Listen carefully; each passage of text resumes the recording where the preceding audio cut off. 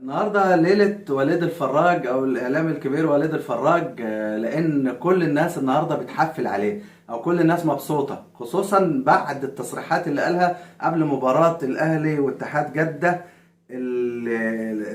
طبعا التصريحات اللي كانت صعبة شوية، لانه بيقول ان الاهلي لم يفوز على اتحاد جدة من ايام الكورة ما كانت جبس. فتعالوا نشوف ردود الافعال اللي تمت ايه والتحفيلات اللي تمت مع وليد الفراج. مساء الخير.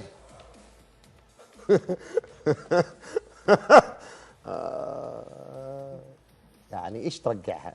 يعني ماذا اقول لتخفيف ما حدث؟ يا اخي المصريين شوي عصبيين، يا اخي الواحد ما يهزرش معاكم. ها، انا كنت بمزح بس. يعني بعدين يا اخي نمزح معاكم ثلاثة؟ يا ساتر يا ساتر. لا بنهزر فعلا بنهزر، يعني احنا اسفين، يعني نتراجع. الاهلي ده حكايه. طب ممكن نلعب مع بعض من غير الاهلي؟ يعني في فكره من غير الاهلي ممكن يعني يكون في حل ان احنا نلعب مع فرق اخرى؟ لازم الاهلي؟ مشكله القميص الاحمر ده. اليوم النسر كذا حلق في سماء جده، وفين يوجعك؟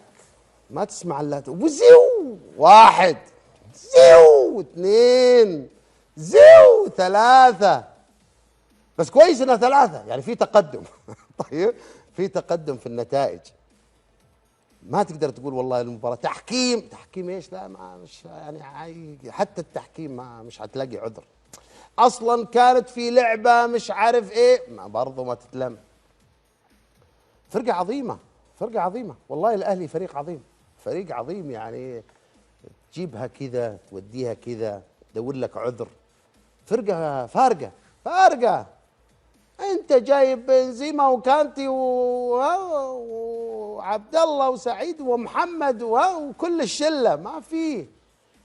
والله يا اخي فرقة الاهلي ذي فرقة فيها روح، فيها حيوية، فيها حياة. يمكن هذا سر عظمة النادي الاهلي وهالجماهيرية العظيمة اللي موجودة له في مصر وفي الدول العربية.